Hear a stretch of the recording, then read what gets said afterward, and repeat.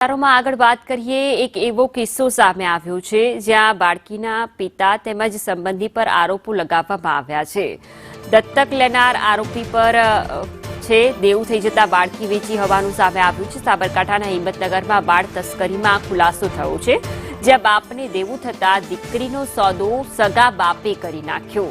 4 લાખમાં બાળકી રાજસ્થાનની અંદર બાપે વેચી દીધી। તેની સાથે તેમનો પિતરાઈ ભાઈ પણ આ સંડોવણીમાં સામેલ હતો।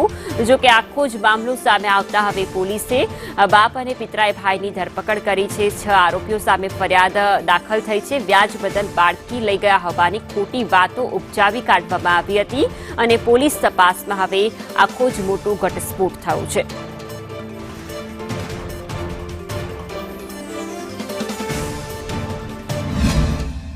એને 1.60 લાખ રૂપિયાનું દેવું થઈ ગયું હતું અને આ પૈસા આપવાની જગ્યાએ એ દિલીપ ત્યાંથી ઘરેથી ભાગી ગયો હતો। 5 માસ અગાઉ આમનો જ ભત્રીજો અર્જુન વિજયભાઈ નટ એ આ માતા પિતા પાસે વાત લઈને આવે છે કે આપણી બાળકીને જો કોઈને દત્તક આપીશું તો 4 લાખ રૂપિયા જેવી માતબર રકમ મળશે। એટલે એની માતાએ શરૂઆતમાં એનો વિરોધ કર્યો હતો।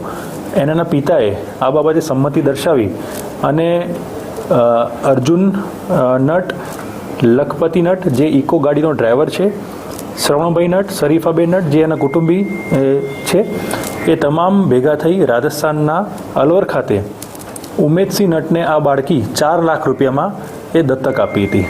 જ્યારે બાળકીએ શાળાએ જવાનું બંધ કર્યું ત્યારે શાળાના શિક્ષકે આ વસ્તુની નોંધ લીધી અને તેઓ એની પૂછપરછ કરતાં એની માતા ગભરાઈ અને એની માતાએ પછી કોર્ટમાં અરજી કરાઈ અને આ સમગ્ર મામલામાં કુલ 6 આરોપી અમે ધ્યાનમાં લીધા છે।